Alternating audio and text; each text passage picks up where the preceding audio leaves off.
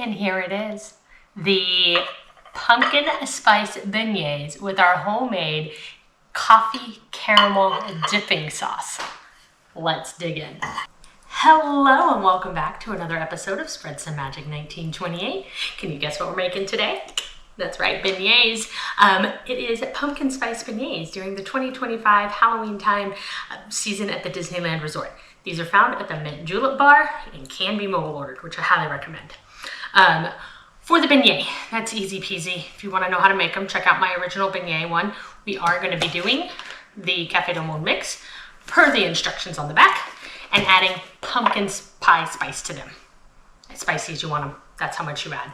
And then they're tossed in a pumpkin sugar. So I've got the powdered sugar here. And again, we'll just add pumpkin pie spice to desired amount. Now, you have an option to also purchase the dipping sauce. I find the dipping sauces to be fantastic. And with these pumpkin spice beignets is a coffee caramel dipping sauce. So that's what we're gonna make today, and then we'll try it all together. You want a half a cup of heavy cream, and you want to warm it up because this is what we're mixing our coffee in. You need 2 teaspoons instant coffee granules. I'm gonna use Nescafe Gold Instant Espresso. And then mix it together to dissolve the coffee.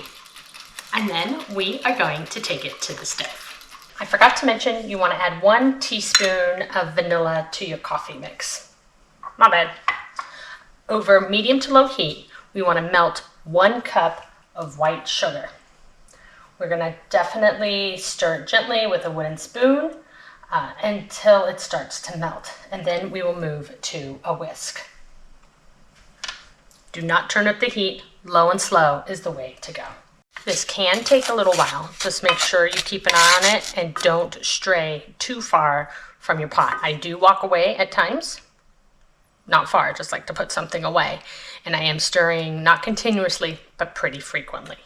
As it melts, you'll notice the sugar start to clump. Totally normal. It's doing its thing. And when that happens, definitely keep an even closer eye on it. As you can see, it's super clumpy, but it's also starting to melt. And as it melts, it's going to turn this brown color because it's caramel. It's caramel brown, right?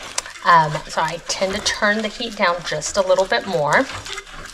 Once this is liquidy, we're going to switch to the whisk, and then we're going to slowly add 6 tablespoons of room temperature butter, whisking as we go, which is actually pretty soon because this won't be liquid. This is just about liquid. So I'm going to go ahead and switch to the whisk, and we'll be right back. Also, be very, very, very, very careful with caramel making, candy making in general. It sticks. So if it gets on you, it'll stick, and it's a really bad burn. So in total, we're going to add 6 tablespoons of butter. You want to add and whisk, add and whisk, add and whisk. And be careful. I maybe should have used a bigger pot because it could grow. Okay, I've got the last of the butter in there, and once I have it incorporated, we will slowly add our coffee heavy cream mixture. And don't forget to add that vanilla extract. Okay, be very careful as this could, as you can see, it grows, gets bigger, and it's bubbling. So you have to just be super careful not to burn yourself. You're supposed to whisk and let it keep cooking. So this might have just broke, or it might melt into one thing. So we're gonna just cook and whisk and hope for the best. If not, I've got some salted caramel sauce in the fridge. Okay, so there are still a few lumps in here, but most of them went away. And when I push on them, I'm not sure they're gonna go away. So we are gonna let this cool. I'm gonna whip up a couple beignets, and then we're gonna give it a try. It smells amazing.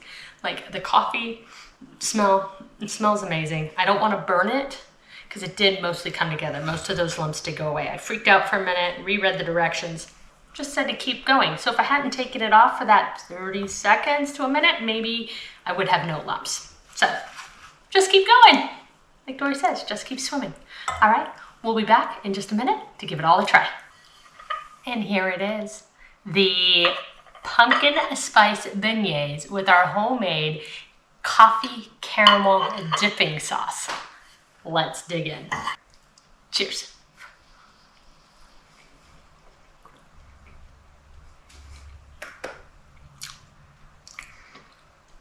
Those are good.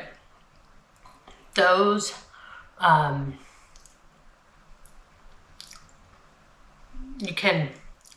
the pumpkin spice is very subtle, so it's not overly pumpkin-y. It's very, very good.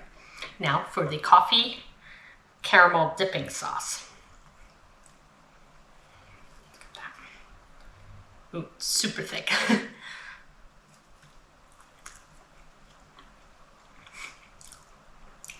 That turned out so good. You have to like coffee.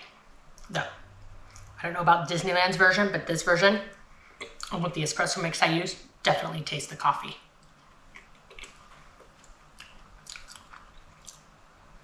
This would be excellent on top of vanilla ice cream, or chocolate ice cream, or peanut butter ice cream. Kind of like an affogato. Well, because it'd be like an affogato. Anyhow, back to this. This is delicious. I know most of us don't make beignets on our own, but these pumpkin spice beignets are very, very good. And this sauce is very, very good. Would I get these in the park? 1000%, absolutely, because I love beignets. And I like pumpkin things. Yeah, obviously, I'm still eating it. Highly recommend if you're headed to the parks for Halloween time 2025. And if not, they're pretty simple to make at home if you have the pre-made mix. And I do recommend it into some pumpkin pie spice. It's great. If you did not want to make this coffee caramel sauce, dipping it in regular caramel would be great.